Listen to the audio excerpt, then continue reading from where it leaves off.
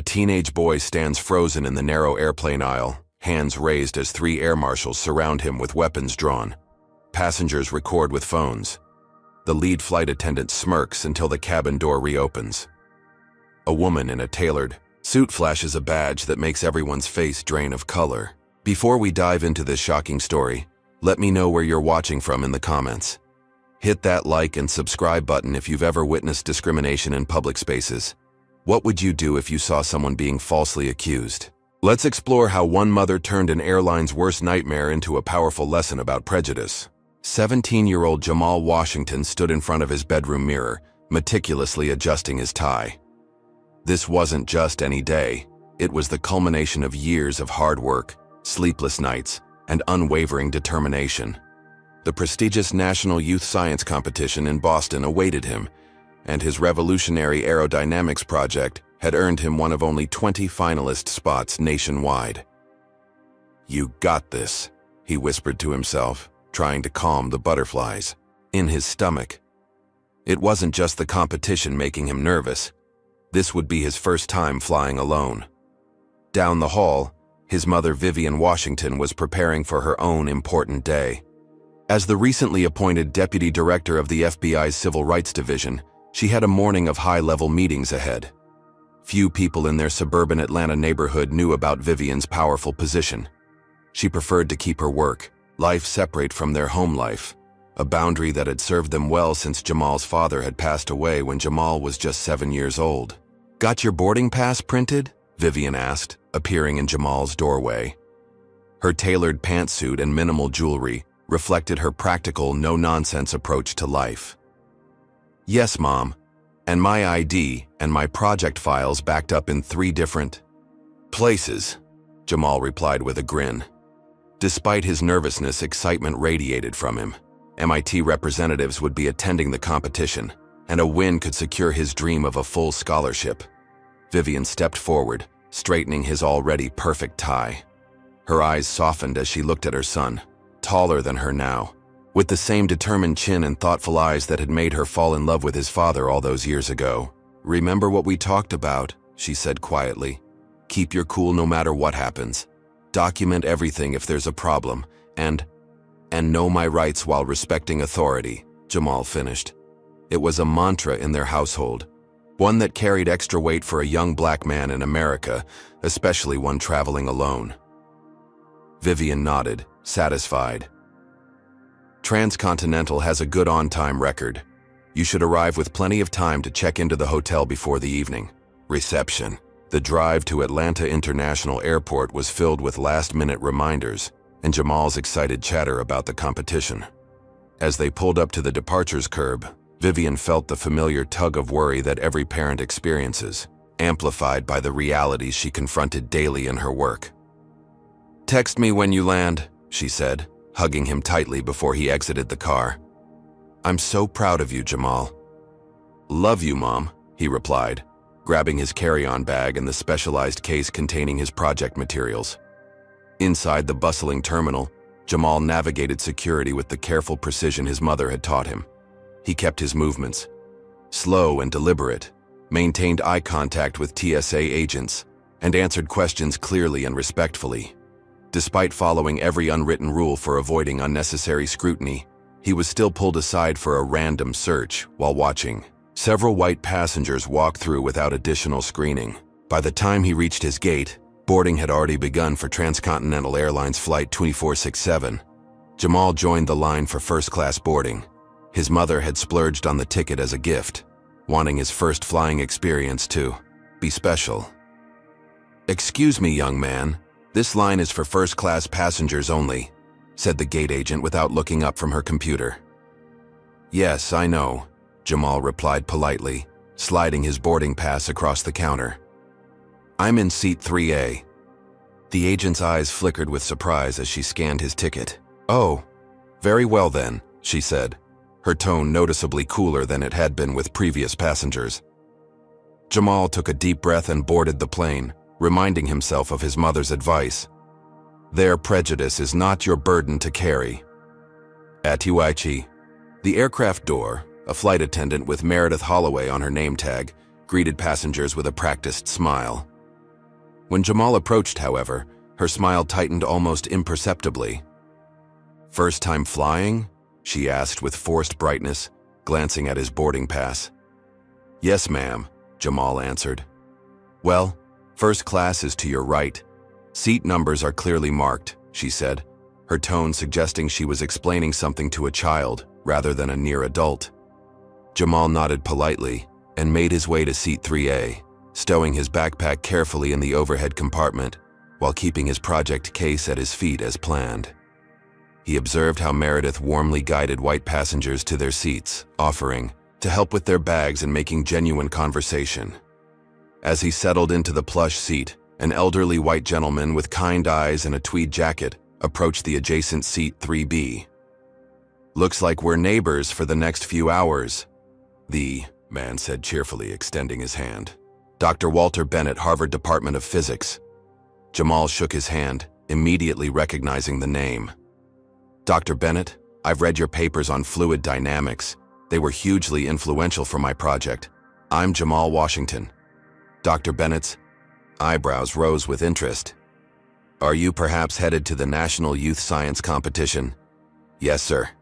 My project explores applications of biomimetic principles to improve aircraft wing efficiency," Jamal explained, his previous nervousness giving way to enthusiasm. "Well, what a coincidence. I'm one of the judges this year," Dr. Bennett chuckled. "Don't worry, I won't ask for any preview. That would hardly be fair to the other contestants." Their conversation continued as other passengers boarded. Dr. Bennett treated Jamal with the respect of a fellow scientist rather than a high school student, asking thoughtful questions about his academic interests and future plans.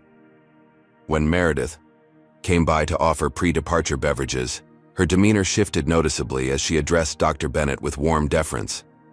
"Good morning, sir. What can I get for you today? Orange juice, coffee, or perhaps champagne?"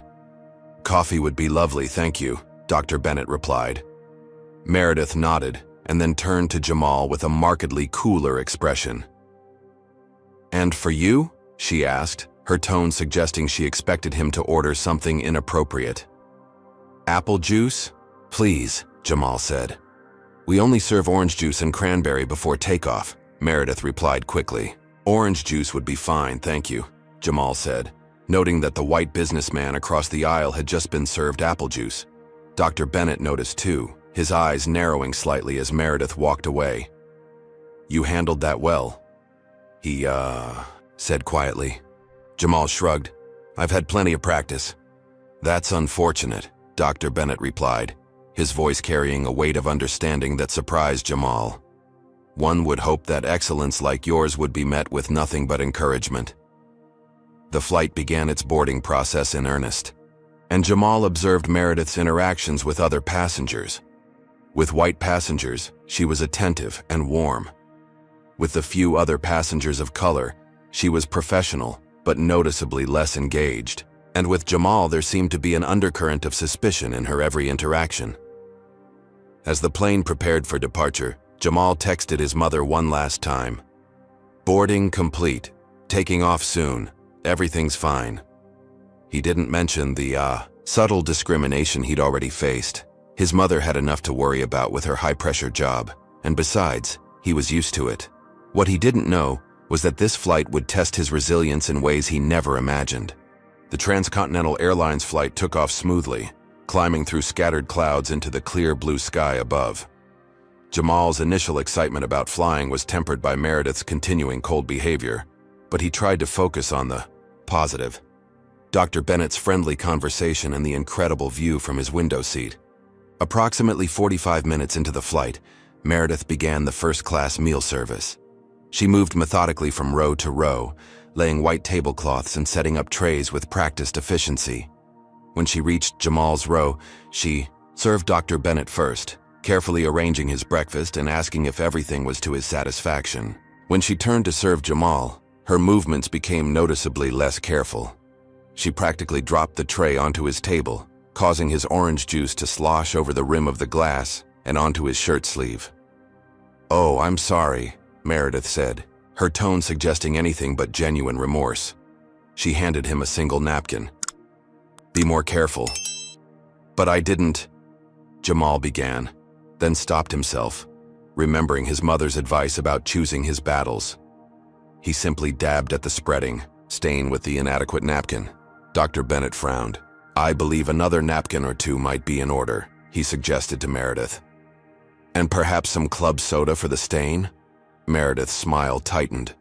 "Of course, sir," she replied, returning moments later with additional napkins that she handed to Dr. Bennett rather than Jamal, before quickly moving on to the next row. "Thank you," Jamal said quietly to Dr. Bennett. The older man shook his head slightly. "No need to thank me. Her behavior is completely unprofessional." He lowered his voice. "I don't wish to presume, but I suspect this isn't the first time you've encountered such treatment." Jamal carefully cut into his omelet. "My mom says that acknowledging discrimination is important, but letting it consume you is giving away your power." "Your mother sounds like a wise woman," Dr. Bennett replied. "What does she do for a living, if you don't mind my asking?" "She works for the government," Jamal said, with the practiced vagueness his mother had taught him. Few people needed to know the specifics of Vivian Washington's position, especially strangers. As they ate, Jamal's mind drifted to a similar incident from his sophomore year. Despite having the highest grades in his AP physics class, his teacher had accused him of cheating on a particularly difficult exam. It had taken his mother coming to the school, requesting to see the teacher's grading records for the past 5 years, and pointing out the statistical improbability of her accusations before the teacher reluctantly acknowledged Jamal's achievement. The memory still stung, but it had also strengthened his resolve to excel despite others' low expectations. The meal service concluded, and the cabin lights dimmed slightly as some passengers decided to nap during the flight. Dr. Bennett pulled out a scientific journal, occasionally sharing interesting passages with Jamal. Their conversation drifted through various scientific topics, with the older scientist seeming genuinely impressed by Jamal's knowledge and insights. About an hour later, the captain's voice came over the intercom. "Good morning, folks. This is Captain Richard Hayes speaking. We're cruising at 35,000 feet, making good time to Boston. Weather ahead looks clear and we're expecting an on-time arrival. I'm going to turn off the seatbelt sign for now, but please keep it fastened when you're in your seat." Shortly thereafter, Captain Hayes emerged from the cockpit for a brief walk through the cabin, as was his custom on longer flights. He stopped to chat with several passengers, including a brief exchange with Jamal and Dr. Bennett. "First time flying with us?" Captain Hayes asked Jamal with a genuine smile. "Yes, sir. First time flying ever, actually," Jamal replied. "Well, we're honored to be your first flight. Heading to Boston for something special?" "He's a finalist in the National Youth Science Competition," Dr. Bennett interjected proudly.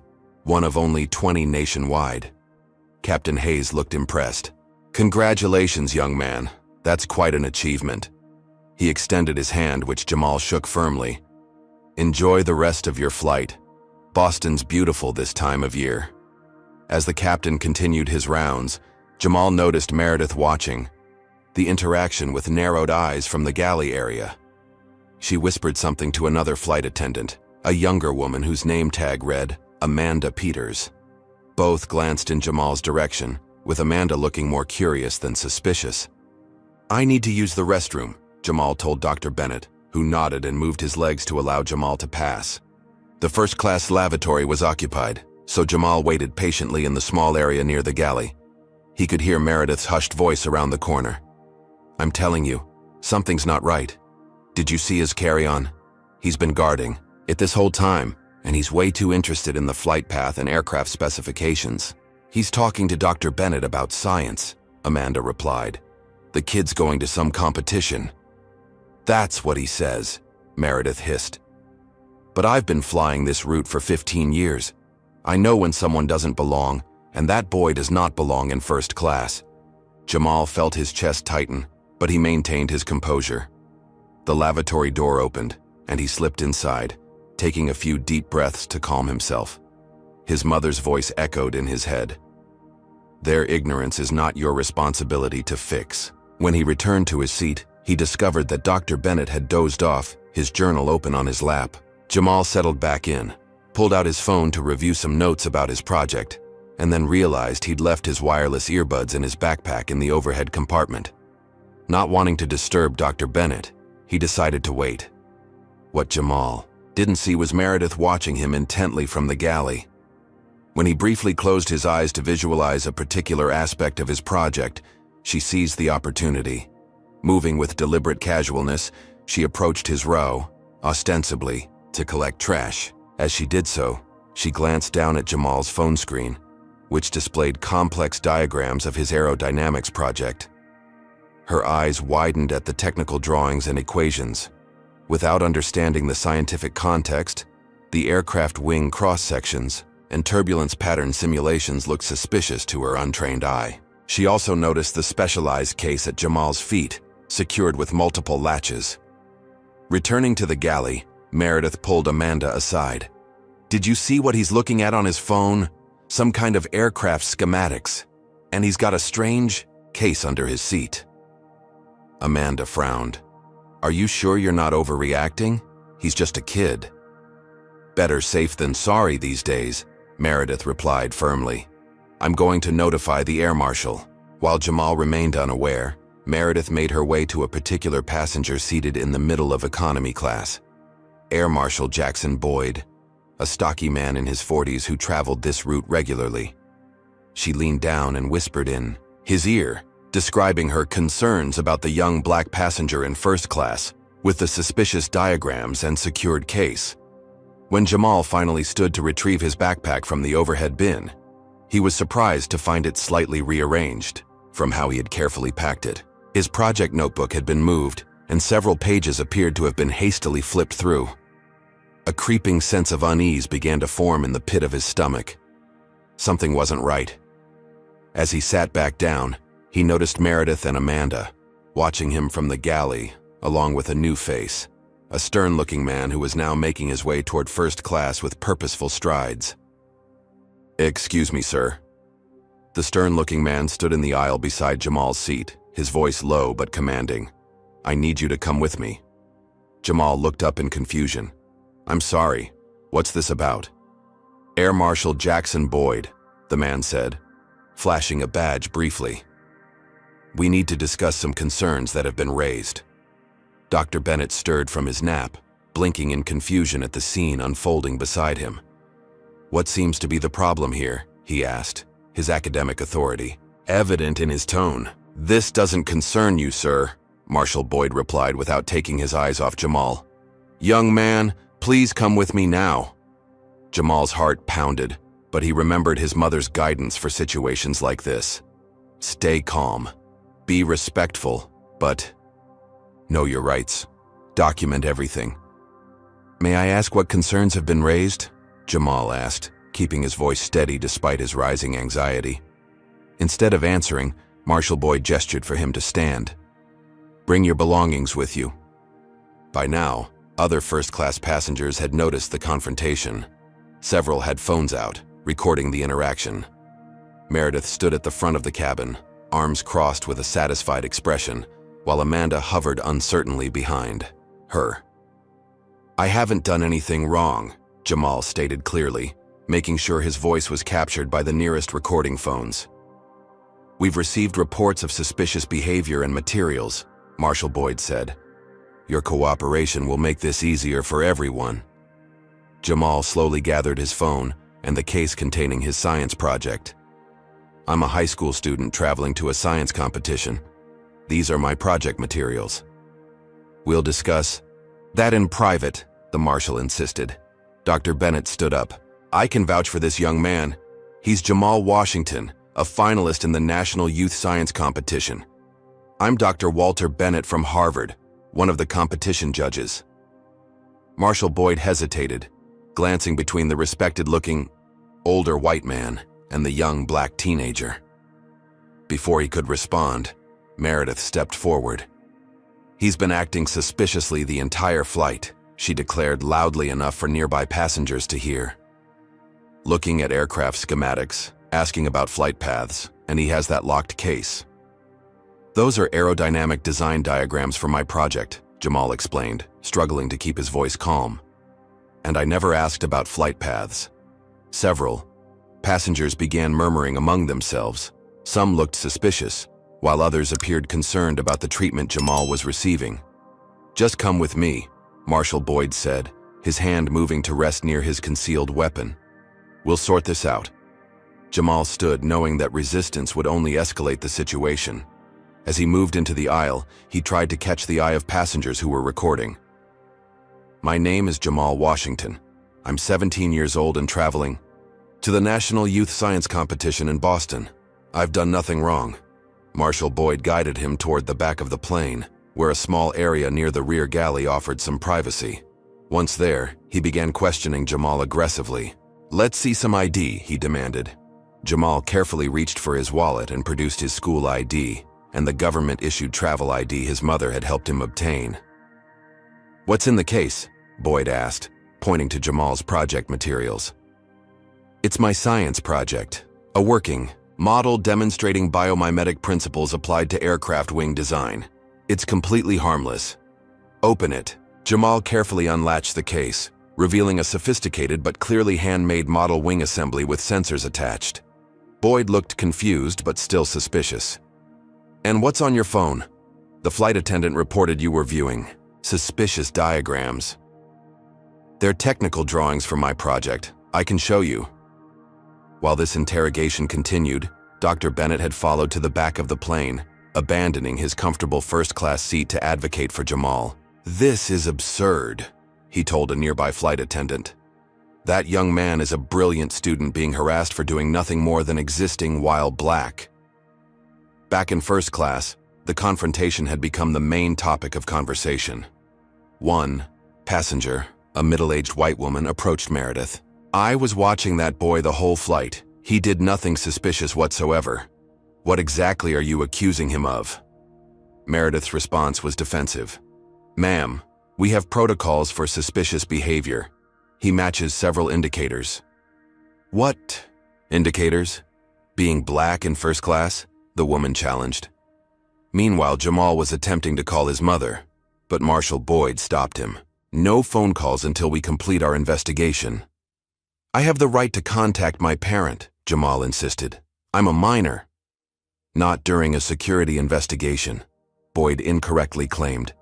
In the cockpit, Captain Hayes received a briefing from Amanda, who was beginning to doubt Meredith's claims. "Captain, Meredith reported suspicious behavior from the young passenger in 3A, but honestly, I think she might be overreacting. Dr. Bennett from Harvard is vouching for him." Captain Hayes frowned. He had met the young man briefly and had seen nothing concerning. However, protocols dictated that any security concern raised by crew members had to be investigated. "Keep things calm back there. I'll contact dispatch for guidance."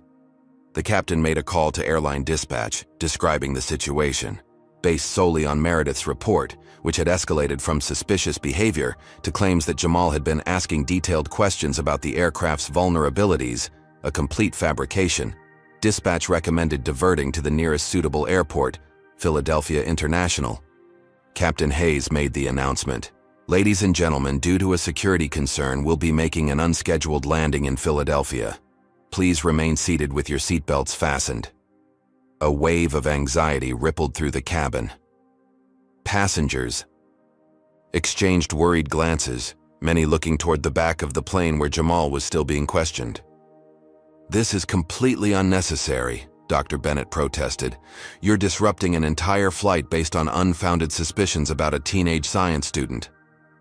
Marshal Boyd ignored him, instead instructing Jamal to return to a seat in the last row, far from his assigned first-class accommodation.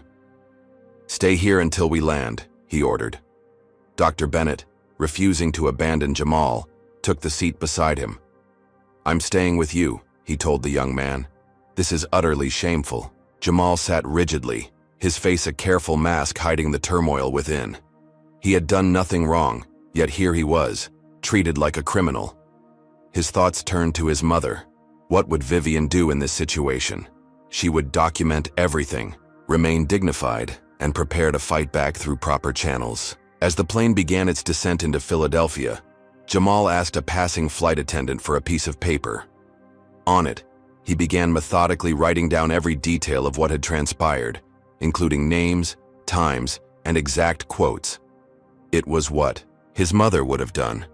Is it fair that a talented young student was subjected to this treatment simply because of his race?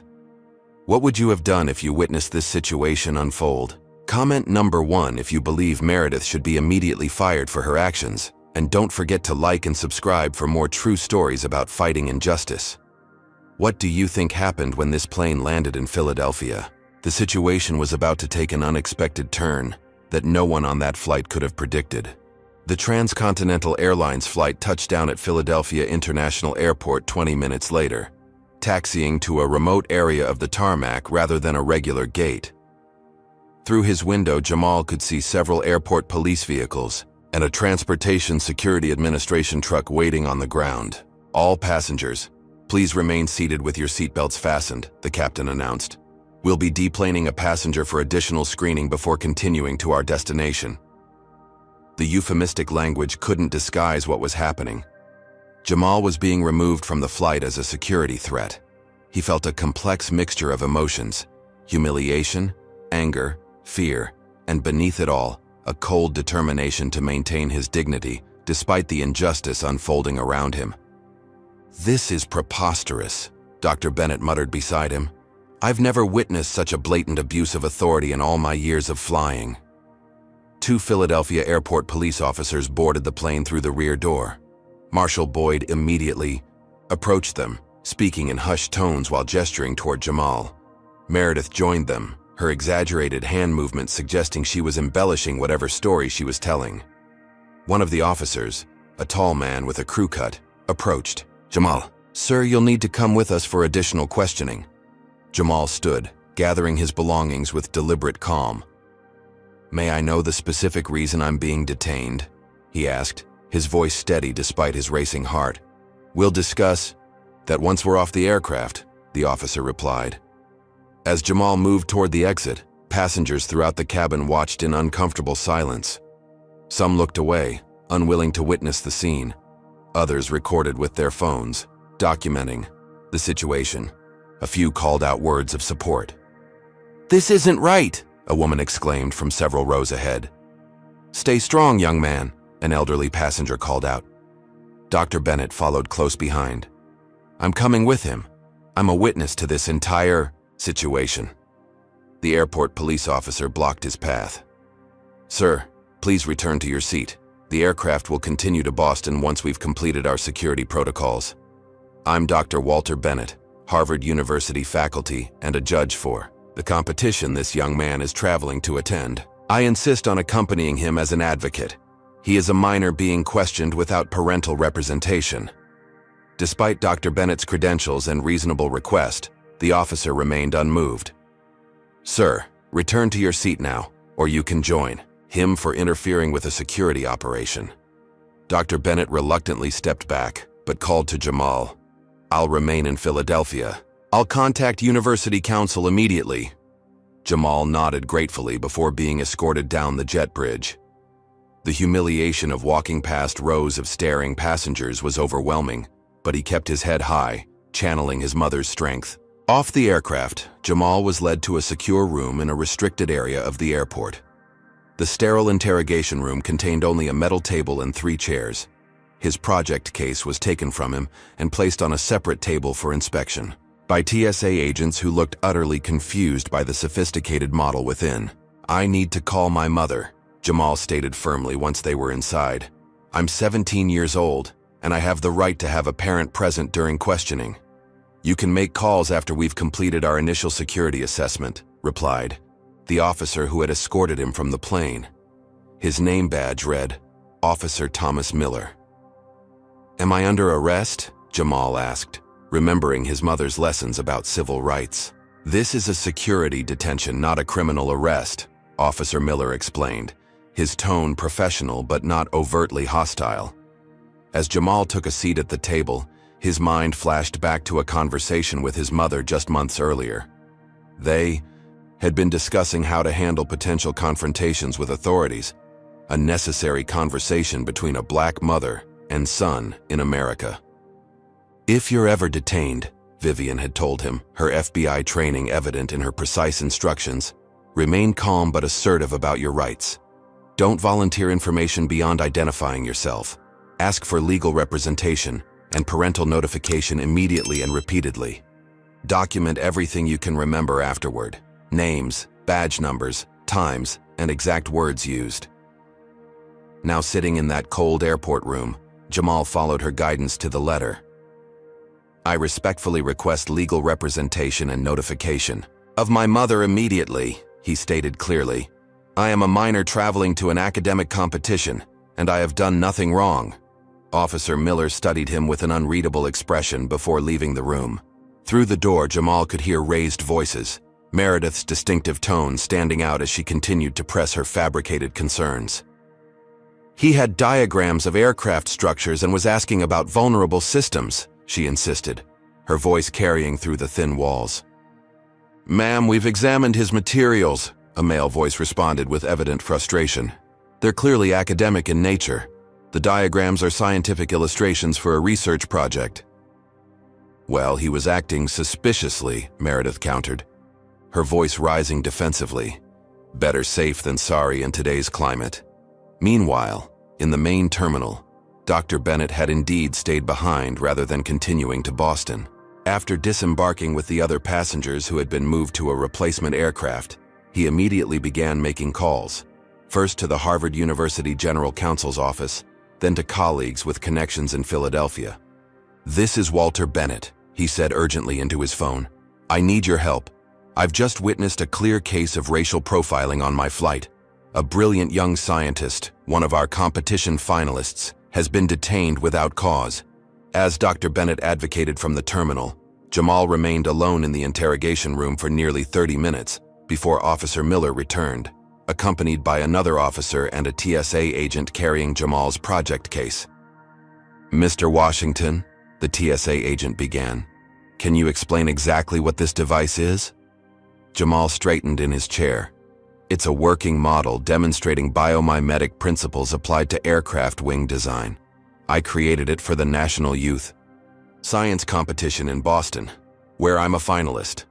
The design mimics the turbulence control features of owl feathers to improve efficiency and reduce noise. The TSA agent nodded slowly. That matches our technical assessment. It's quite impressive. Work, actually. Officer Miller took a seat across from Jamal. We've reviewed the initial report from the flight attendant, he said carefully, and we're finding some inconsistencies between her claims and the evidence. I was racially profiled, Jamal stated, plainly. The flight attendant, Meredith Holloway, treated me differently from other passengers from the moment I boarded. She fabricated security concerns because she was uncomfortable with a young black passenger in first class. Miller's expression remained neutral, but he didn't immediately dismiss Jamal's claim. We're reviewing the aircraft's security footage now. What Officer Miller didn't say was that the initial review of that footage was already undermining Meredith's story. There was no evidence of Jamal asking about aircraft vulnerabilities or behaving suspiciously. Instead, the footage showed him engaged in scientific discussion with Dr. Bennett and being subjected to noticeably different treatment from the flight crew.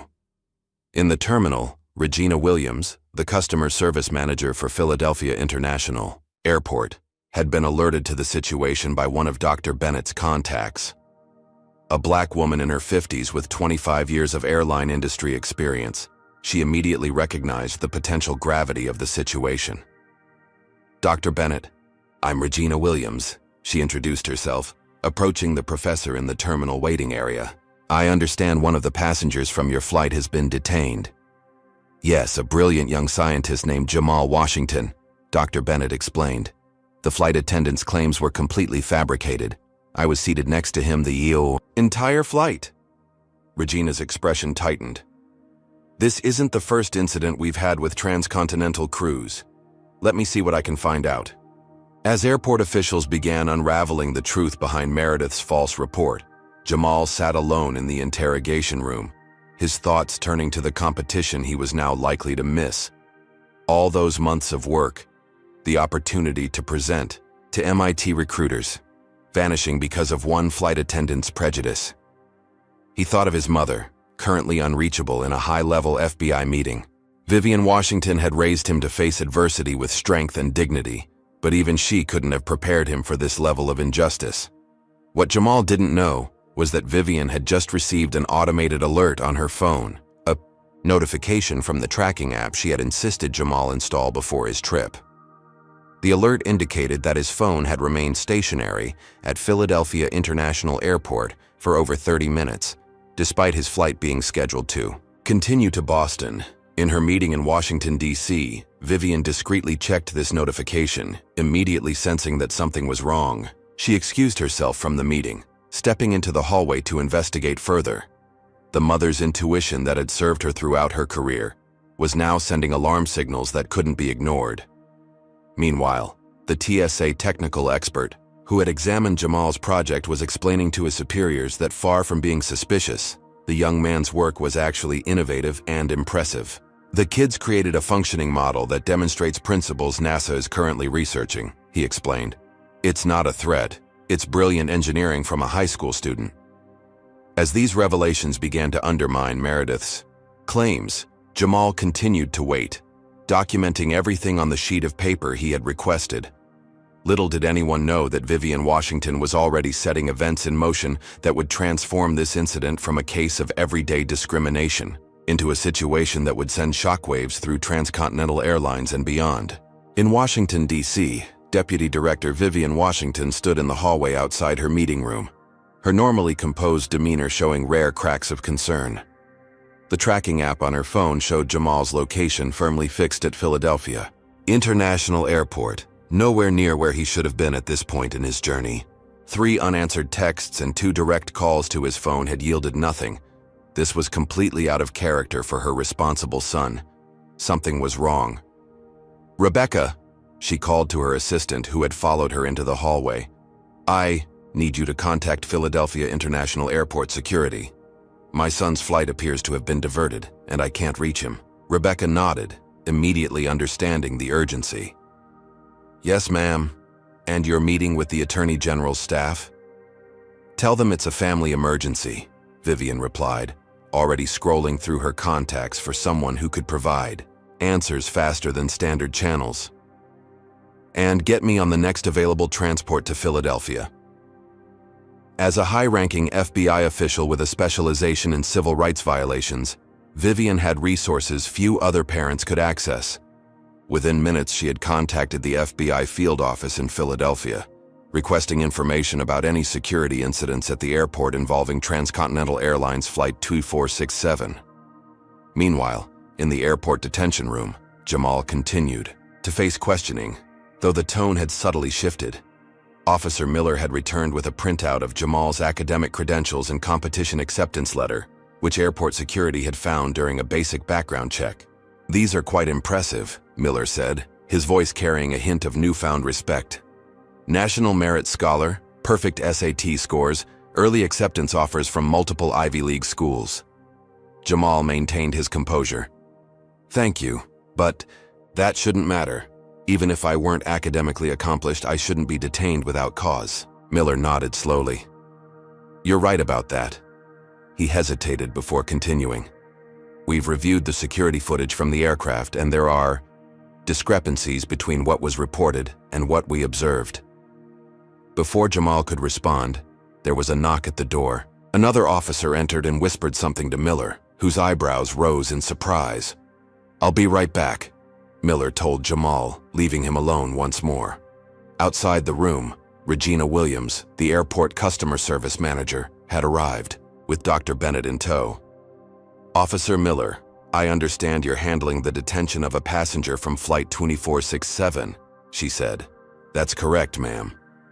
"I've spoken with Dr. Bennett here, who was seated next to the young man throughout the flight. His account directly contradicts the flight attendant's claims." Miller glanced between them. "We're already finding inconsistencies in her report. The TSA has cleared the passenger's project materials as legitimate scientific equipment." "Then why is he still being detained?" Dr. Bennett demanded. "We're following protocol," Miller explained, "but I agree the evidence doesn't support continued detention." What none of them knew was that Transcontinental Airlines corporate offices were now involved. The airline's public relations team had received alerts about social media posts describing the incident, with several videos showing Jamal being escorted off the plane already gaining traction online. The hashtag Switcher Flying While Black was trending alongside the airline's name, a PR nightmare in the making. In the airline's headquarters, executives scrambled to get ahead of the story. "Get me everything on this situation," demanded Catherine Reynolds, the vice president of customer relations. Who authorized a diversion to Philadelphia? What evidence supported this action? Back at the airport, Jamal had been left alone for nearly 20 minutes when the door opened again. This time, a different officer entered with a bottle of water and a sandwich. "Thought you might be hungry," he said, placing the items on the table. "Sorry about the wait. There are some complications with your case." "What complications?" Jamal asked. "Either I did something wrong or I didn't." "It's not that simple," the officer replied uncomfortably.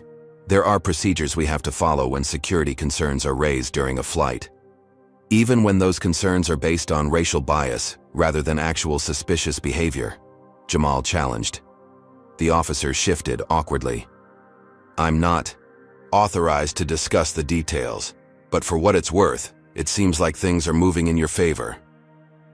Outside, Regina Williams was reviewing Meredith Holloway's employment file, which she had requested from Transcontinental's station manager. What she found was troubling but not surprising. 3 previous passenger complaints about discriminatory treatment in the past year alone, she told Dr. Bennett and Officer Miller. All filed by passengers of color, all dismissed after cursory investigations. "That establishes a pattern," Miller noted, his law enforcement training kicking in. "Indeed it does," Regina agreed. "And I've got contacts at other airports who tell me she's had similar issues throughout her career.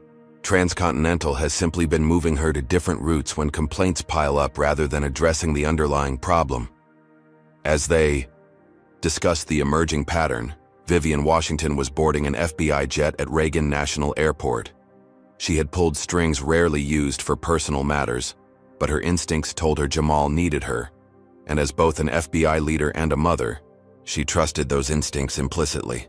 During the short flight to Philadelphia, Vivian made more calls, piecing together what little information was available. By the time the jet touched down, she had a clearer picture. Jamal had been removed from his flight following security. Concerns raised by a flight attendant, concerns that appeared increasingly dubious as more facts emerged. While Vivian was en route, Captain Hayes and the remainder of Flight 2467's passengers had continued to Boston. Upon landing, Hayes made his way directly to the airline's operations center, uncomfortable with how events had unfolded. "I want to file a formal report about today's incident," he told the station manager.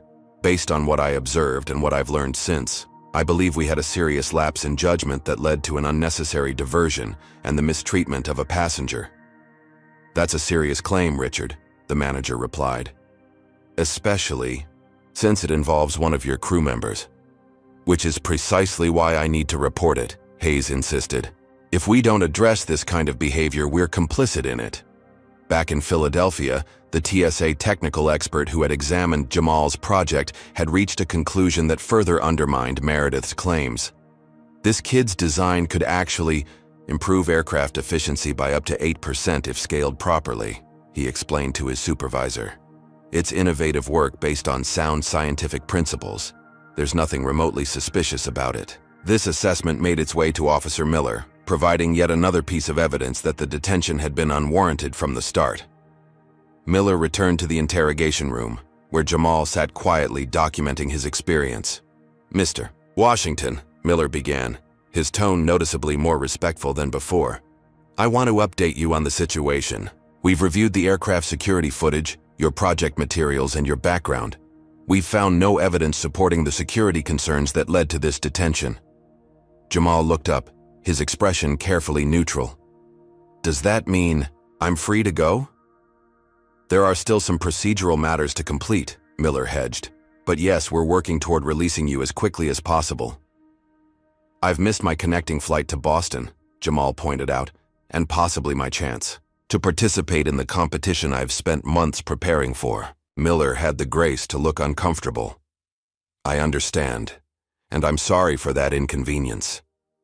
"Inconvenience?" Jamal repeated, allowing a hint of his frustration to show. "I was publicly humiliated, removed from a flight, And detained for hours because of racial profiling. That's not an inconvenience, Officer Miller. That's a violation of my civil rights. Before Miller could respond, his radio crackled. He stepped outside briefly before returning with a changed demeanor. "There's someone here to see you," he said, opening the door wider. Jamal expected to see Dr. Bennett, or perhaps an airline representative with hollow apologies. Instead, his heart leaped when he recognized the familiar figure of his mother, Vivian Washington, being escorted down the hallway. What Officer Miller didn't yet know was that the woman approaching wasn't just any concerned parent. She was Deputy Director Vivian Washington of the FBI's Civil Rights Division, and she was about to transform this incident from a routine case of discrimination into a situation that would send shockwaves through the entire airline industry. Vivian Washington walked down the sterile airport corridor with the controlled precision that had become her trademark at the FBI. She wore a perfectly tailored navy suit, minimal jewelry, and an expression that revealed nothing of her internal thoughts. A professional mask she had perfected over years of high-stakes negotiations and investigations. To the security personnel escorting her, she appeared to be exactly what she had initially presented herself as, a concerned mother arriving to collect her detained son. Only the Philadelphia FBI field office special agent who had met her plane knew her true position within the bureau, and he had been instructed to maintain that confidentiality for now. Vivian had made a tactical decision to observe how airport security and airline representatives handled the situation before revealing her professional identity. It was an investigative technique she had employed countless times, allowing people to show their true colors before they realized the significance of who they were dealing with. When she reached the detention room door, Officer Miller stepped forward. "Ma'am, I'm Officer Thomas Miller. You must be Jamal's mother." "Yes, I am," Vivian replied, her voice calm but carrying an unmistakable undercurrent of authority. "I'd like to see my son immediately." "Of course, we were just completing the processing for his release," Miller explained. "There seems to have been a misunderstanding regarding—" "A misunderstanding?" Vivian interrupted, her tone making Miller instinctively straighten his posture. "My 17-year-old son was removed from his flight, detained for hours without parental notification, and questioned without legal representation, all based on what appears to be racially motivated suspicion. That sounds less like a misunderstanding and more like a civil rights violation." Miller blinked, momentarily taken aback by her precise legal assessment. "Ma'am, I assure you we've been following standard security protocols." "Then, your protocols need revision," Vivian stated firmly. "Now, I'd like to see my son, and then I'd like to speak with whoever is in charge of this operation." Miller nodded, opening the door to reveal Jamal sitting at the metal table, his posture straight despite the hours of detention. When he saw his mother, his careful composure briefly cracked, relief washing over his features. "Mom," he said simply, standing up. Vivian crossed the room and embraced him tightly, allowing herself this moment of maternal concern before returning to the professional approach the situation required. "Are you all right?" she asked quietly. Jamal nodded against her shoulder. "I'm okay. I did what you taught me. Stayed calm, asserted my rights, documented everything." Vivian pulled back slightly, examining his face with pride. "That's my son." Then turning to Officer Miller while keeping one arm protectively around Jamal's shoulders, she said, "I'd like to see the incident report and all evidence used to justify this detention." "I'll need to check with my supervisor," Miller replied. "By all means," Vivian agreed. "While you're doing that, please inform them that I'm requesting all security footage from the aircraft and airport, the flight attendant's statement, and any communications between the airline and airport security regarding this incident." Something in her tone, the precise terminology and confident authority, caused Miller to look at her more carefully. "Ma'am, may I ask what your profession is?" Vivian maintained eye contact without blinking. "For now, I'm simply a mother concerned about the treatment of her son. The rest can wait until I've spoken with your superiors." Through a one-way observation window, Vivian had already noted several figures watching the interaction: airport, security officials, an airline representative, and what appeared to be a TSA supervisor. She had deliberately positioned herself to be visible to them, knowing that her controlled demeanor and professional language would be sending signals that this was not a typical parent-child reunion after a security incident. Officer Miller excused himself to consult his superiors, leaving Vivian and Jamal alone in the room. As soon as the door closed, Vivian's professional demeanor softened slightly. "Tell me everything," she said. "Don't leave anything out." Jamal recounted the events methodically, just as she had taught him, starting with the subtle discrimination from Meredith at boarding, progressing through the in-flight treatment, and ending with his detention. He handed her the detailed notes he had taken during his detention. Vivian listened without interrupting, her expression growing increasingly grave. When he finished, she nodded once. "You handled this perfectly, Jamal. I'm so proud of you." Then, after a brief pause, "Are you ready for what comes next?" Jamal straightened his shoulders. "You're going to reveal who you are, aren't you?" "Yes," Vivian confirmed. "What happened to you today isn't just wrong, it's potentially illegal. Discrimination, false reporting, civil rights violations. The airline needs to understand the seriousness of this situation." "Will it make a difference?" Jamal asked, a rare moment of vulnerability showing through his composed exterior. "It already has," Vivian assured him. "Look at how quickly things changed once they realized your mother was coming. But we're not just seeking resolution for you, we're seeking change for everyone who might face this kind of treatment." And their eyes.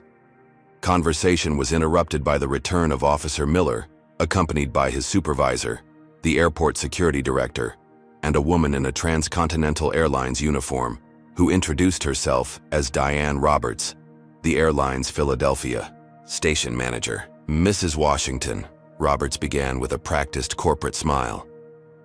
"On behalf of Transcontinental Airlines, I want to extend our sincere apologies for this unfortunate incident.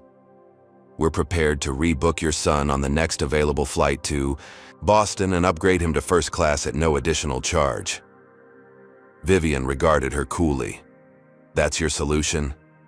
After racially profiling my son, publicly humiliating him, and potentially causing him to miss a competition that could determine his academic future, you offer a rebooking and an upgrade he already had?" Roberts's smile faltered slightly.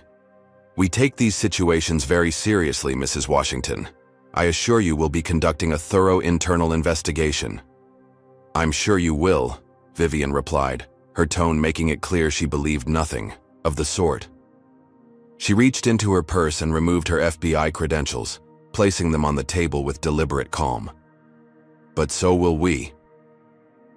The atmosphere in the room changed instantly. Roberts's face paled as she read the identification. "Vivian Washington, Deputy Director, Civil Rights Division, Federal Bureau of Investigation." The security director stepped forward, extending his hand. "Director Washington, I'm Charles Pemberton, Director of Security for Philadelphia International Airport. Had we known your position—" "My position should be irrelevant," Vivian interrupted, not taking his hand. "My son deserves the same treatment as any other passenger, regardless of who his mother is. The fact that his treatment changed once you learned my identity only underscores the discriminatory nature of this entire incident." Roberts attempted to regain control of the situation. "Director Washington, I want to assure you that Transcontinental Airlines does not condone discrimination of any kind. This appears to be an isolated incident involving a single employee's judgment." "Is it?" Vivian challenged. "Because I've just received information that the flight attendant in question, Meredith Holloway, has a history of similar complaints that your airline has systematically ignored. That suggests a pattern of institutional negligence, not an isolated incident." The revelation that Vivian already had this information, which she had received via text from her assistant during her flight to Philadelphia, visibly rattled Roberts. "I wasn't aware of any previous incidents," Roberts claimed weakly. "Then you should be concerned about your company's information-sharing practices," Vivian replied. "Now I'd like to speak directly with this flight attendant." "Ms. Holloway has completed her statement and been released to return home," Roberts explained. "She's no longer at the airport." Vivian's expression hardened. "Call her back, immediately." The authority in her voice left no room for debate. Roberts nodded and stepped outside to make the call. While they waited, Vivian turned to address the security director. "Mr. Pemberton, I'll be requesting a full review of your detention procedures, particularly as they relate to minors. My son was questioned without parental notification or legal representation, in direct violation of established protocols." Pemberton nodded uncomfortably. "We'll cooperate fully with any review, Director Washington. I would also be interested to learn why the concerns of Dr. Walter Bennett, a Harvard professor who witnessed the entire incident, were dismissed," Vivian continued. "Is it standard practice to ignore credible witnesses who contradict questionable security reports?" Before Pemberton could respond, the door opened and Captain Richard Hayes entered, still in his pilot's uniform. He had just arrived from Boston on another flight, having requested to return to Philadelphia immediately after learning about the escalating situation. "Captain Hayes," Officer Miller said with surprise, "I didn't expect to see you back here." "I felt it was important to be present," Hayes explained before turning to Vivian and Jamal. "Mrs. Washington, I'm Richard Hayes, the captain of Flight 2467. I want to personally apologize for what happened today. I made the decision to divert based on information provided by my crew that I now believe was inaccurate and potentially biased." Vivian studied him carefully.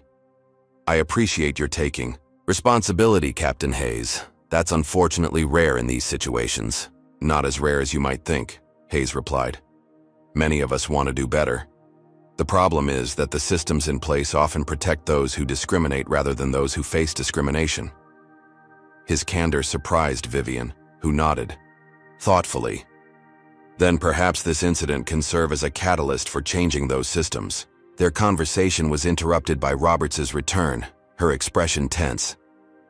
"Ms. Holloway is on her way back to the airport," she announced. "She should arrive within 30 minutes. "Good," Vivian said.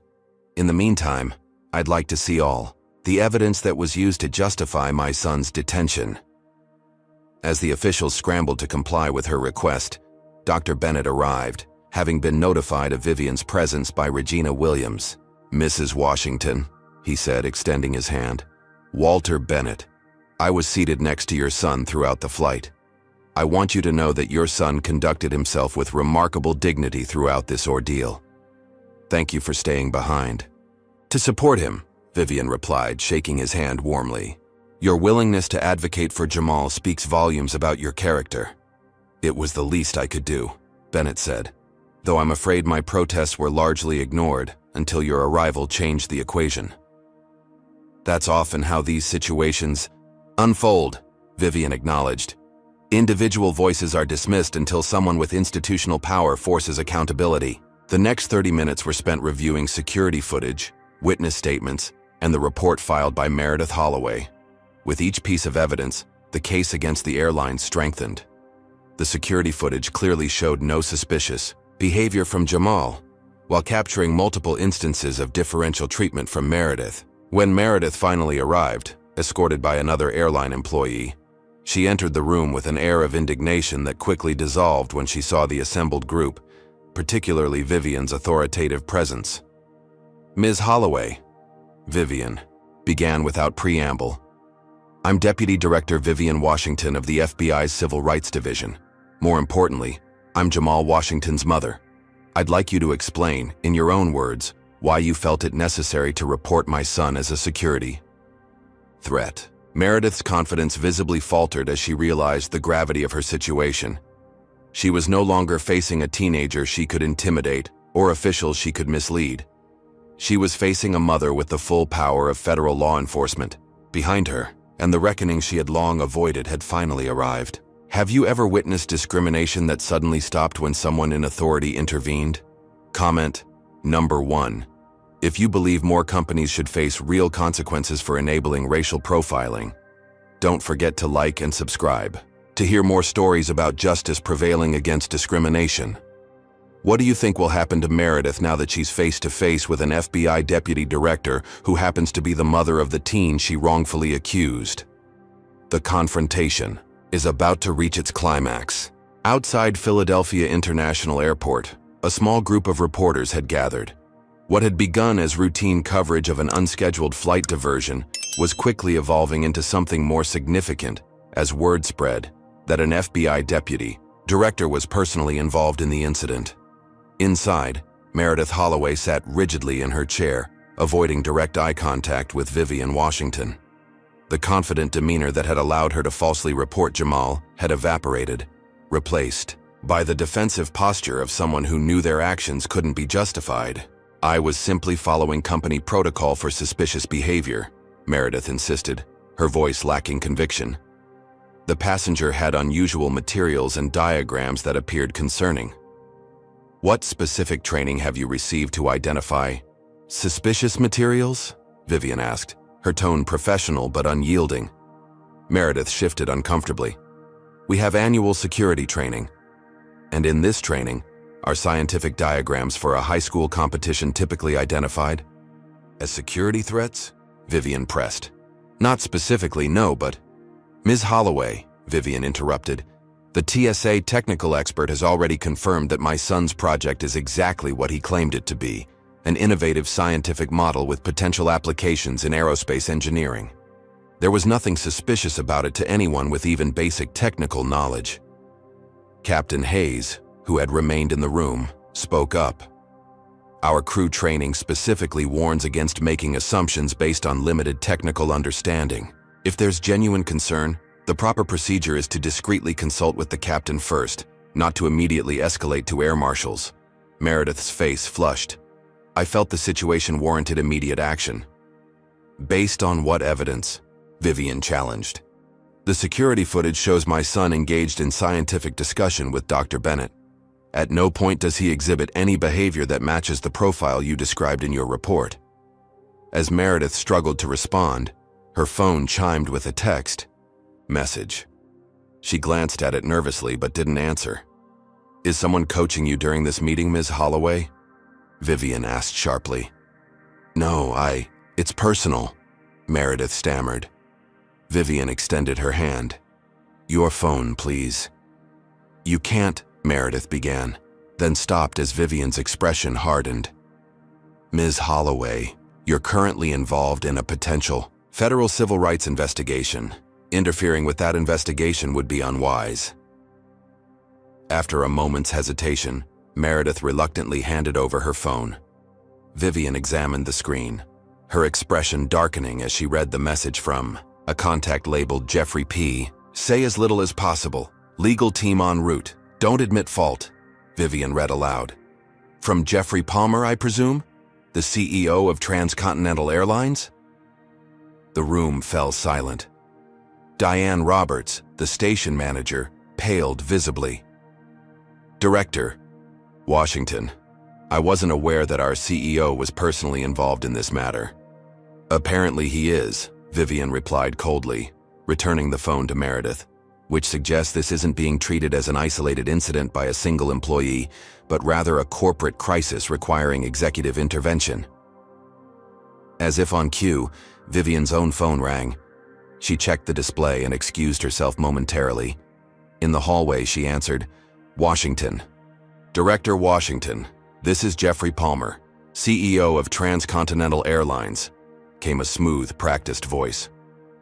"I understand there's been an unfortunate situation involving your son today." "Unfortunate situation" is a remarkably understated description of racial profiling and civil rights violations, Mr. Palmer, Vivian replied. "I want to personally assure you that Transcontinental takes these matters extremely seriously," Palmer continued. "We'd like to offer an immediate settlement to resolve this matter efficiently for all parties involved." Vivian's voice took on an edge that had made countless individuals reconsider their positions throughout her career. "Mr. Palmer, I'm not interested in a settlement that quietly brushes discrimination under the rug. I'm interested in systematic change that prevents other passengers from experiencing what my son experienced today." Palmer's tone shifted subtly. "Of course, and we're committed to reviewing our policies, but surely we can address both your son's specific situation and these broader concerns without unnecessary public scrutiny. The time for private resolution was before your employee falsely accused my son of being a security threat," Vivian stated, Now we're well beyond that point. Meanwhile, in the detention room, an assistant had brought Jamal's confiscated phone and returned it to him. As he powered it on, he was startled to find hundreds of notifications.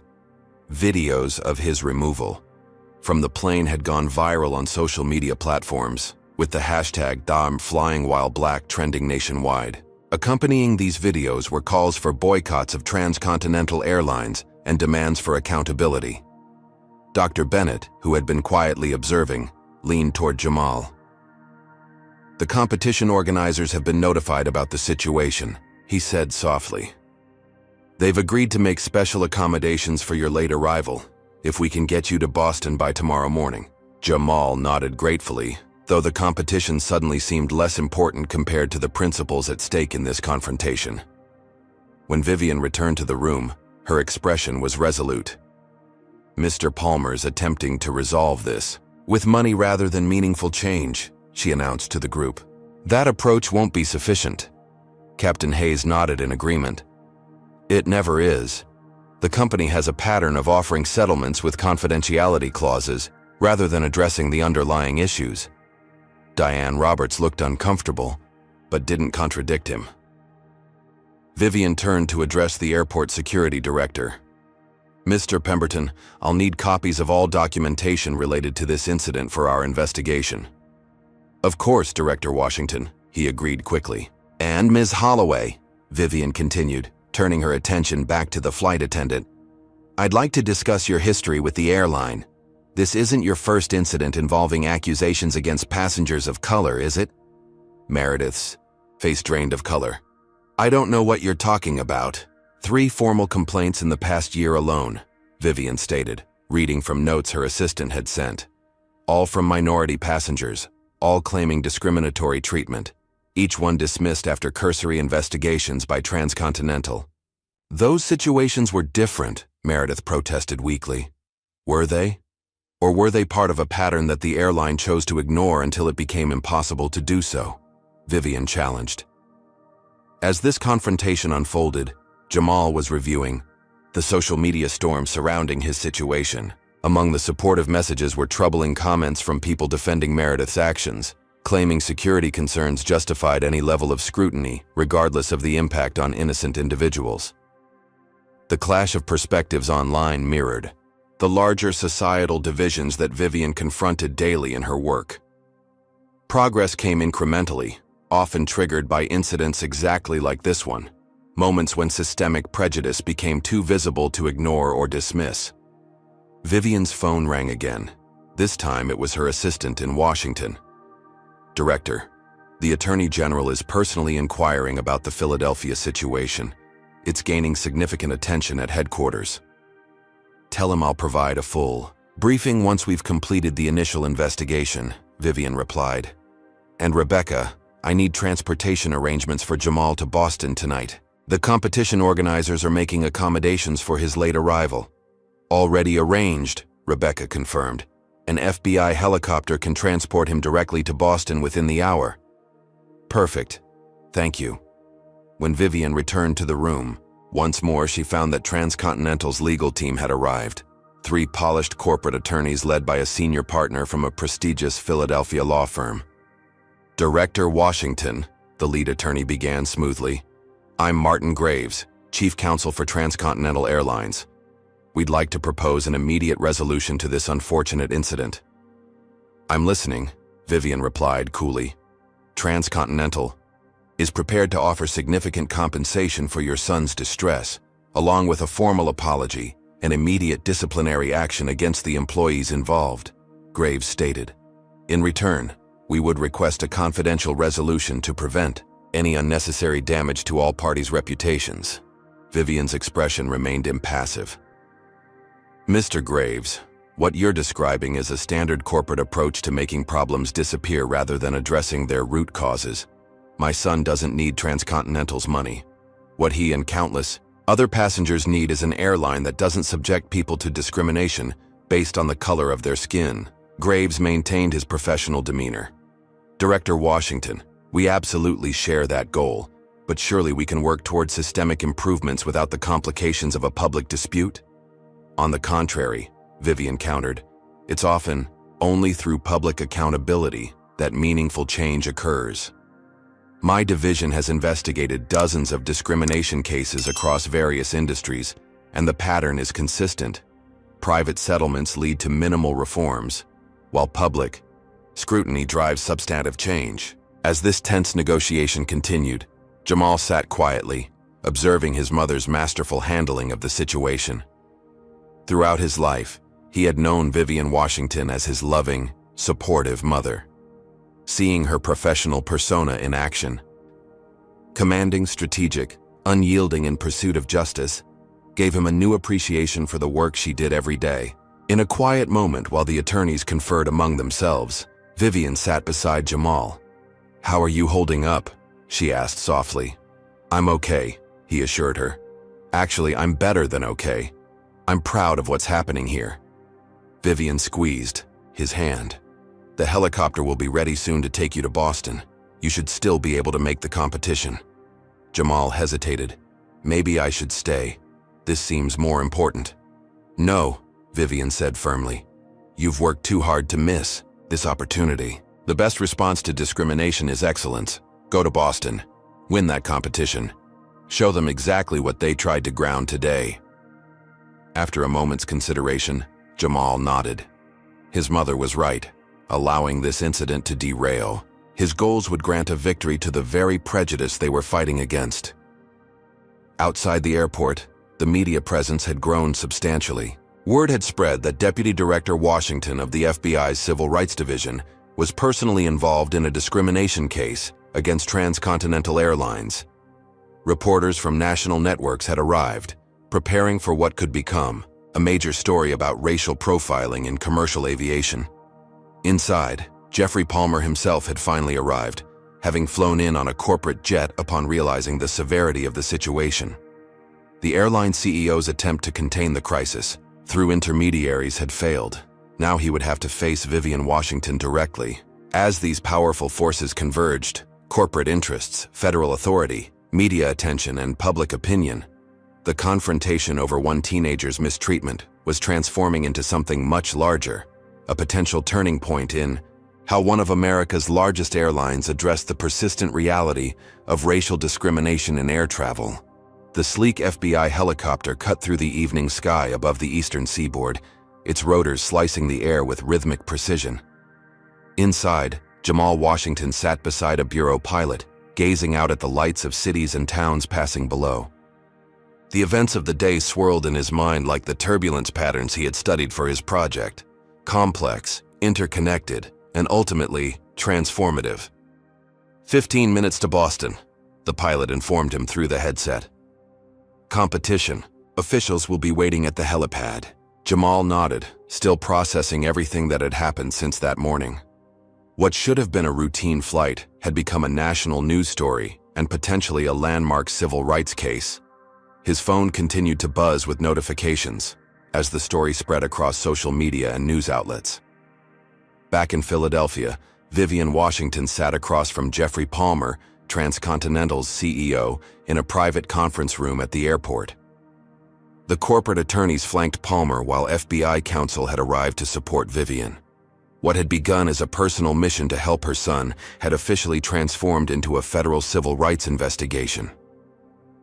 "Director Washington," Palmer began, his practiced corporate smile failing to mask his tension, "I want to personally assure you that the events today do not reflect Transcontinental's values or policies.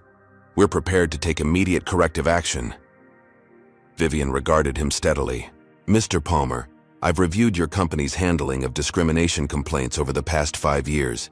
There's a clear pattern of dismissing reports, transferring problematic employees rather than disciplining them, and using confidential settlements to avoid public accountability." Palmer's smile faltered. "I'm not sure where you obtained that information." The FBI's Civil Rights Division maintains detailed records on discrimination patterns across industries, Vivian interrupted. "Your airline has appeared in our monitoring system multiple times, though this is the first incident that warranted my personal involvement." She placed a folder on the table between them. "This contains 17 complaints against Meredith Holloway during her 15-year career with your airline. 15 of those complaints came from passengers of color. Each time, your company conducted what could generously be called a cursory investigation before dismissing the complaints and occasionally transferring her to different routes. Palmer glanced at his legal team, visibly uncomfortable. Director Washington, while I can't speak to specific personnel matters, I can assure you that I'm not interested in assurances, Mr. Palmer, Vivian stated firmly. I'm interested in concrete, verifiable changes to your company's policies and practices. She opened the folder and extracted a document. This is a proposed consent decree that would require Transcontinental to implement comprehensive anti-discrimination training, revise your complaint investigation procedures, establish an independent oversight committee, and create transparent reporting mechanisms for tracking discrimination incidents. Palmer's chief counsel, Martin Graves, reached for the document. This is highly unusual. Typically, these matters are resolved through, "This isn't a typical situation," Vivian cut in. "My division can pursue formal charges of civil rights violations, which would trigger a much more extensive and public investigation. Or Transcontinental can voluntarily adopt these reforms and demonstrate genuine commitment to addressing discrimination." As this high-stakes negotiation unfolded, Captain Hayes was meeting with Amanda Peters, the junior flight attendant who had witnessed Meredith's behavior toward Jamal. "I should have said something sooner," Amanda admitted, her expression troubled. "I knew something wasn't right about how she was treating him, but I was afraid of challenging a senior crew member." "The company culture discourages that kind of intervention," Hayes acknowledged. "That's exactly what needs to change. Would you be willing to provide a formal statement about what you observed?" Amanda hesitated only briefly before nodding. "Yes, it's the right thing to do." Meanwhile, in Boston, Jamal's helicopter touched down at a designated landing area near the convention center hosting the National Youth Science Competition. Dr. Bennett had called ahead, and several competition officials were waiting to greet him, including the MIT representatives who had expressed particular interest in his project. "Mr. Washington," the lead coordinator said, extending her hand. "We're so glad you made it. Dr. Bennett filled us in on the circumstances. We've rescheduled your presentation for tomorrow morning and arranged accommodation for you tonight." "Thank you," Jamal replied, still somewhat overwhelmed by the special treatment. "I appreciate the flexibility." "It's the least we could do," the coordinator assured him. "Your project was already among our most anticipated presentations. Now, everyone's eager to meet the young scientist at the center of today's news story." As Jamal was escorted to the hotel, his phone rang with a call from his mother. "How was the flight?" Vivian asked, her voice carrying the subtle tension of ongoing negotiations. "Smoother than the commercial one," Jamal replied with a hint of humor. "They're letting me present tomorrow morning. How are things there?" "Progressing," Vivian said diplomatically. "The airline is beginning to understand the seriousness of the situation. I'll tell you more later. For now, focus on your presentation. This is your moment, Jamal. Make the most of it." "I will, Mom. And thank you for everything." "That's what mothers do," Vivian replied softly. "Especially black mothers in America." After hanging up, Vivian returned to the conference room, where Palmer and his team were reviewing the consent decree. The CEO looked up as she entered. "These terms are extraordinarily demanding," he said, tapping the document.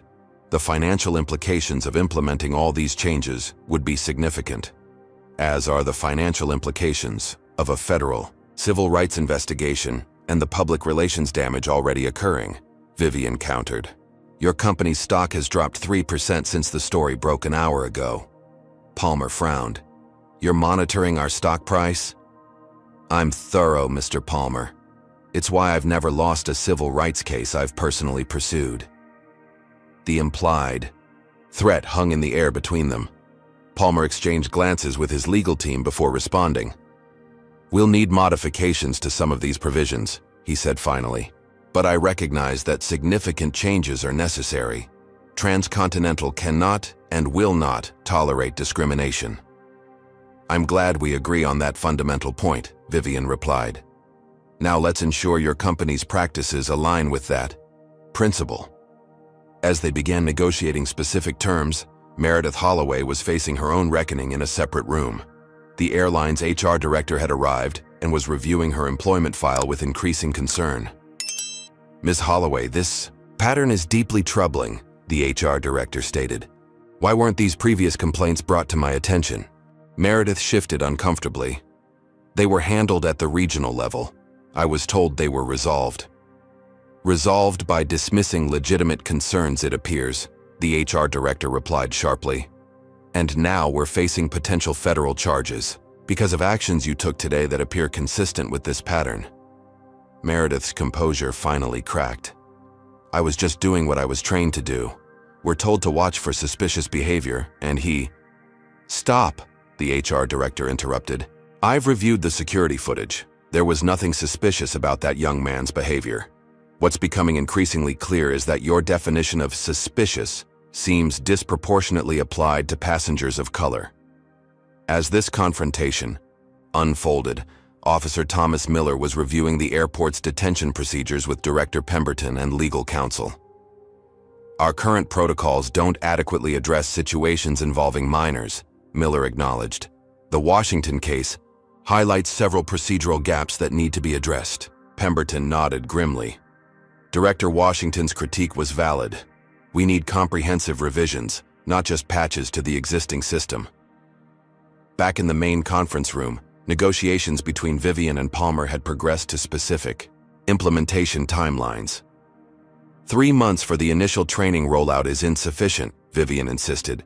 "Your entire staff needs to complete the program within 60 days, with priority given to customer-facing personnel." Palmer pushed back. "With our staffing levels and global operations, that's logistically impossible.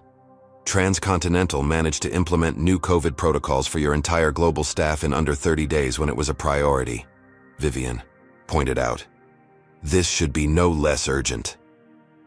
As she methodically dismantled each of Palmer's objections, Vivian reflected on the countless similar negotiations she had conducted throughout her career. The details changed, but the fundamental dynamic remained constant. Institutions resisted meaningful change until the cost of maintaining the status quo exceeded the cost of reform.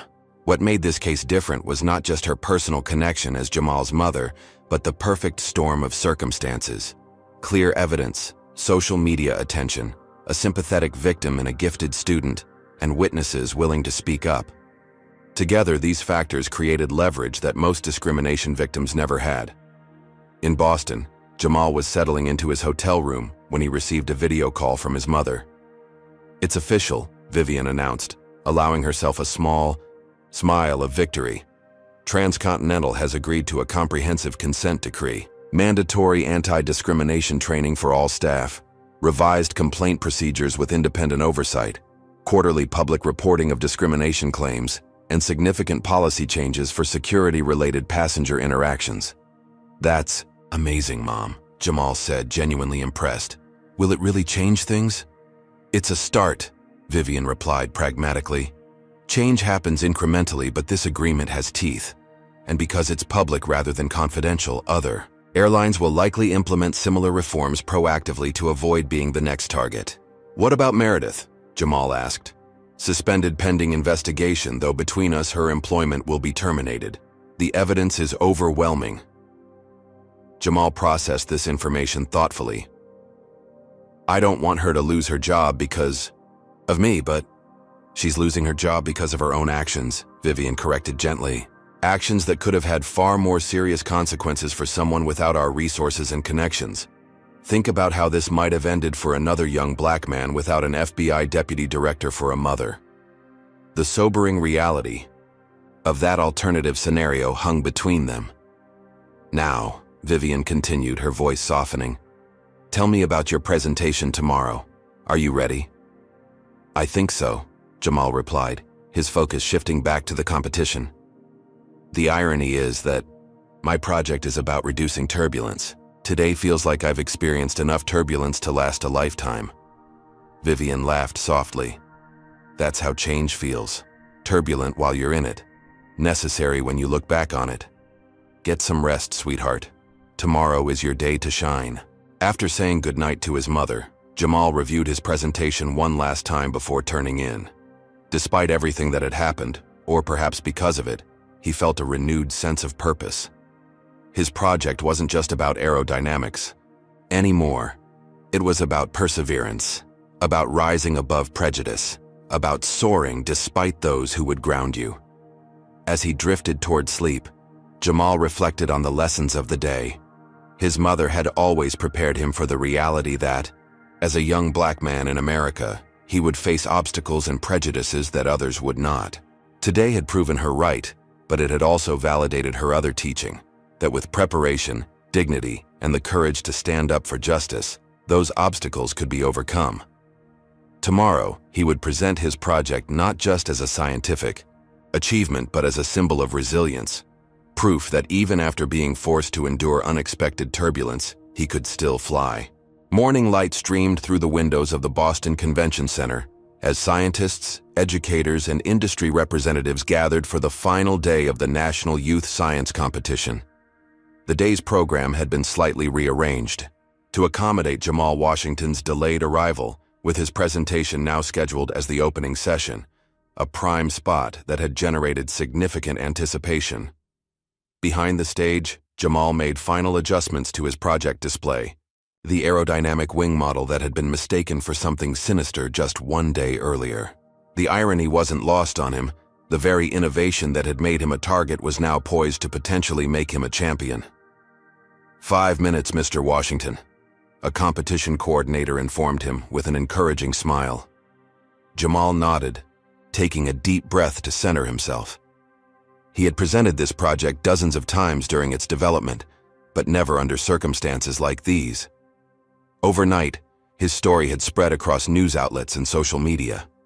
Many in the audience would be watching not just for scientific merit, but as witnesses to his response to yesterday's injustice. In the front row, Dr. Walter Bennett sat alongside other judges, including representatives from MIT, Stanford, and NASA. Beside them was an unexpected addition, Vivian Washington, who had flown to Boston that morning after finalizing the agreement with Transcontinental Airlines. The moderator stepped to the microphone. "Ladies and gentlemen, we're honored to present our first finalist of the day. His project on biomimetic applications to aerodynamic efficiency has already received exceptional preliminary scores from our judges. Please welcome Jamal Washington." The applause that greeted Jamal as he walked on stage carried an unusual intensity. Not just appreciation for scientific achievement, but a collective statement of support in light of yesterday's events. He met it with a composed smile, making eye contact with his mother before beginning. "Thank you," he said, his voice steady and clear. "My project explores how principles from owl wing structures can be applied to aircraft design to reduce turbulence and noise while improving efficiency." As he launched into his presentation, the previous day's turmoil seemed to fall away. Here, in this space dedicated to innovation and discovery, Jamal was being evaluated solely on the merit of his ideas and the quality of his work, exactly as it should be. His explanation of how owl feathers create micro-turbulence patterns that silence flight captivated the audience. The practical applications he proposed for commercial aircraft design drew impressed nods from the industry representatives. When he demonstrated his working model, showing measurable efficiency improvements of nearly 12%, audible murmurs of appreciation spread through the crowd. "In conclusion," Jamal said as he approached the end of his allotted time, "nature has already solved many of the engineering challenges we face today. By observing and adapting biological designs that have evolved over millions of years, we can create technologies that are more efficient, sustainable, and harmonious with our environment. Thank you." The applause that followed was immediate and enthusiastic. As Jamal fielded questions from the judges, his responses showcased not just technical knowledge, but the kind of innovative thinking that characterizes true scientific pioneers. Dr. Bennett's question came last. "Mr. Washington, your biomimetic approach is impressive. Have you considered other biological models that might offer similar benefits to different engineering challenges?" Jamal smiled, recognizing the professor's invitation to expand on his research interests. "Absolutely. I'm particularly interested in how shark skin denticles reduce drag in water and how that might apply to surface treatments for marine vessels." I'm also exploring how prairie dog burrow systems utilize natural ventilation principles that could inform more energy-efficient building designs. The breadth of his response drew appreciative nods from the judges. As Jamal concluded his presentation, Dr. Bennett caught his eye with a subtle nod of approval. Meanwhile, in Philadelphia, the aftermath of the previous day's events continued to unfold. Transcontinental Airlines had issued a public statement announcing comprehensive anti-discrimination initiatives and acknowledging a serious lapse in judgment regarding the treatment of Jamal Washington. Captain Richard Hayes had voluntarily come forward as a key witness, providing detailed testimony about the incident and the broader issues it represented. His 25 years of exemplary service gave his statements particular weight within the company and industry. "This isn't about one flight attendant or one incident," he told airline executives during a morning meeting. "It's about a culture that has allowed bias to influence operational decisions. When we divert a flight based on unfounded suspicions, that happened to align with racial stereotypes. We're not just harming individual passengers, we're undermining the integrity of our entire system." At Philadelphia International Airport, Director Pemberton had initiated a complete review of detention protocols, particularly those involving minors. The Washington incident had exposed significant gaps in their procedures, gaps that potentially affected thousands of travelers each year. Officer Thomas Miller, whose initial skepticism about Meredith's claims had been the first crack in the wall of institutional response, had been asked to lead a task force on reforming these procedures. His first-hand experience with the case provided valuable insight into how bias could infiltrate security operations, even when individual officers attempted to be fair. Back in Boston, as the competition continued throughout the day, Jamal found himself approached by numerous attendees, fellow students, educators, and industry representatives alike. Many expressed admiration for both his scientific work and his composure during the previous day's ordeal. A recruiter from MIT engaged him in a lengthy conversation about his future plans.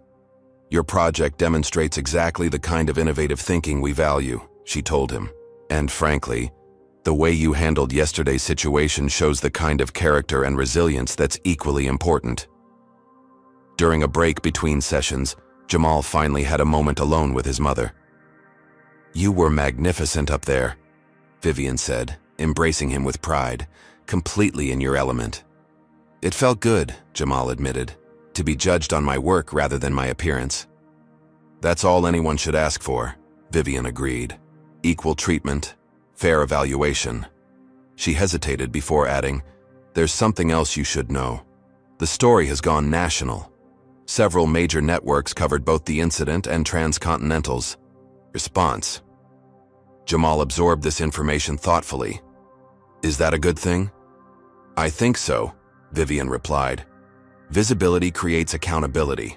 The airline might have been willing to dismiss one complaint, but they can't ignore thousands of people watching to see if they follow through on their promises."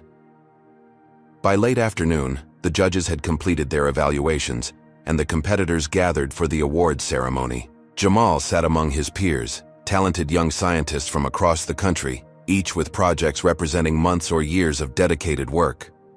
Dr. Bennett approached the podium to announce the winners. "Before we begin, I want to acknowledge the extraordinary quality of all 20 finalists this year. Each project demonstrated innovation, rigor, and potential real-world applications that impressed our entire judging panel." He paused, scanning the room. "Our third-place award goes to Emily Chen for her work on biodegradable plastics derived from agricultural waste." Applause filled the room as Emily made her way to the stage to receive her certificate and prize. "Our second-place award goes to Ryan Patel for his development of a low-cost water filtration system utilizing locally available materials in developing regions." More applause as Ryan accepted his award with a broad smile. Dr. Bennett paused, longer before the final announcement, building anticipation. "Our first-place award represents the highest achievement in this competition, a project that combines scientific innovation, practical application, and the potential for significant positive impact.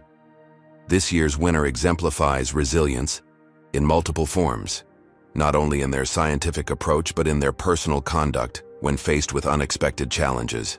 The room grew completely silent. The winner of this year's National Youth Science Competition, receiving a $50,000 scholarship and research grant, is Jamal Washington for Biomimetic Applications in Aerodynamic Efficiency, Lessons from Owl Flight Patterns. The applause that erupted was thunderous. Jamal sat momentarily stunned before rising to approach the stage. As he accepted the award from Dr. Bennett, their handshake symbolized far more than a simple academic achievement. It represented the triumph of excellence over prejudice, of substance over assumption. "Thank you," Jamal said into the microphone, his voice steady despite his emotion. "This recognition means more than I can express, especially considering the journey to get here." He paused, gathering his thoughts. Science is about observation, analysis, and drawing conclusions based on evidence rather than preconception. I hope that principle can extend beyond our laboratories and research facilities into how we interact with each other as human beings. Thank you again for this honor. The simplicity and dignity of his acceptance speech earned another round of applause as he returned to his seat, where Vivian waited with tears of pride in her eyes. 6 months later, Jamal stood before a group of middle school students at a STEM outreach event in his hometown. Now a freshman at MIT with a full scholarship, he had become an unexpected spokesperson for both scientific innovation and social justice. The wing design that won the competition started with a simple question, he told the attentive young faces before him. How does an owl fly so silently when other birds can't? That curiosity led me down a path that eventually changed not just my understanding of aerodynamics, but the trajectory of my life. He demonstrated a small model of his design, now being evaluated by several aerospace companies for potential commercial applications. Sometimes the obstacles we face become the catalyst for our greatest achievements. The discrimination I experienced became the spark for industry-wide changes in how airlines handle security concerns. Indeed, in the months following the incident, Transcontinental Airlines had implemented what had become known informally as the Washington Protocols, comprehensive guidelines for ensuring that security measures were applied based on objective behavior rather than subjective perceptions, potentially influenced by bias. Several other major carriers had voluntarily adopted similar measures, recognizing both the ethical and business advantages of addressing discrimination proactively. Meredith Holloway's employment had been terminated following a thorough investigation that revealed a consistent pattern of discriminatory behavior. More significantly, the airline had established an independent review board for discrimination complaints, with transparent reporting mechanisms that prevented similar patterns from being ignored in the future. Captain Richard Hayes had been promoted to Director of Flight Operations, where he was instrumental in redesigning crew training to address implicit bias and encourage intervention when discriminatory behavior was observed. Amanda Peters, the junior flight attendant who had provided key testimony about Meredith's conduct, now helped lead these training sessions, sharing her experience as an example of both the harm of silence and the power of speaking up. At Philadelphia International Airport, the detention protocols developed under Officer Miller's guidance had become a model for airports nationwide, establishing clear protections for minors and requiring multiple levels of verification before security concerns could escalate to detention or flight diversions. For Vivian Washington, the incident had strengthened her division's approach to institutional discrimination cases, demonstrating how individual incidents could serve as leverage points for systemic change when properly documented and strategically addressed. As Jamal concluded his presentation to the middle school students, a young black girl raised her hand. "Weren't you angry about how you were treated? How did you stay so calm?" Jamal considered the question carefully. "I was angry," he acknowledged, "but I also understood that expressing that anger in the moment might have made the situation worse. My mother taught me that there's a time for emotion and a time for strategy. By channeling my response into systematic change rather than just individual confrontation, we accomplished something more lasting." The girl nodded thoughtfully, absorbing a lesson that went far beyond science. Later that evening, as Jamal prepared to return to MIT, he received a text message from his mother. Transcontinental Quarterly Report published today. Discrimination complaints down 78% since new protocols implemented. Real change happening. So proud of you. Jamal smiled as he boarded his flight, a transcontinental airlines flight, deliberately chosen. As he settled into his seat, the flight attendant checked his boarding pass and smiled with genuine warmth. "Mr. Washington," she said, recognition flickering in her eyes. "It's an honor to have you on board today. Your case study is now part of our mandatory training." "I'm glad something positive came from it," Jamal replied. "More than you know," she assured him. "You changed things for all of us." As the plane accelerated down the runway and lifted into the sky, Jamal watched the ground fall away below. The principles of aerodynamics that had fascinated him since childhood were now carrying him forward. Just as the principles of justice his mother had instilled in him had transformed a single incident of discrimination into a catalyst for lasting change. The plane banked smoothly, finding its cruising altitude above the clouds. Below, America continued its own turbulent journey toward justice, imperfect, sometimes faltering, but ultimately moving forward through the efforts of those willing to stand firm when buffeted by the headwinds of prejudice. Has this story resonated with your own experiences or observations? I'd love to hear your thoughts in the comments below. If you believe more stories highlighting both injustice and the power of standing against it need to be shared, please like, subscribe, and share this video with others who might find it meaningful. Your support helps ensure these important conversations continue. Thank you for joining me for this journey above the clouds, where we've seen how courage and dignity can transform discrimination into lasting positive change. This story illustrates powerful truths about confronting racial discrimination in America. First, preparation matters. Jamal's mother taught him how to respond to prejudice with dignity and strategic thinking, rather than reactionary emotion. Second, documentation creates accountability. By recording details and gathering evidence, Jamal built an irrefutable case against injustice.